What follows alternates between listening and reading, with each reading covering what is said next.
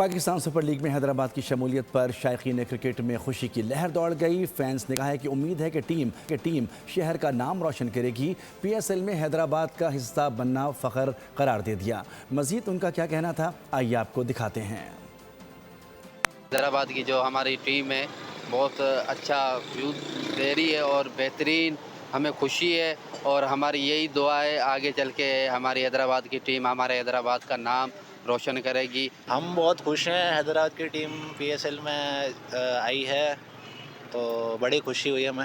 वैसे तो हम पीएसएल देखते हुए आए, अपना हमारे लिए खुशी की बात यह है कि हैदराबाद की टीम पीएसएल के अंदर शामिल हो रही है। खुशी की खबर है, हैदराबाद को हम बिल्कुल सपोर्ट करेंगे। इंशाल्लाह पीएसएल का कप जीत के ये हैदराबाद का नाम रोशन करेंगे।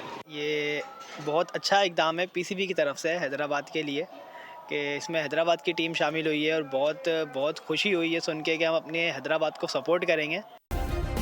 सब्सक्राइब करें और बेल दबाएं ताकि कोई खबर रह न जाए।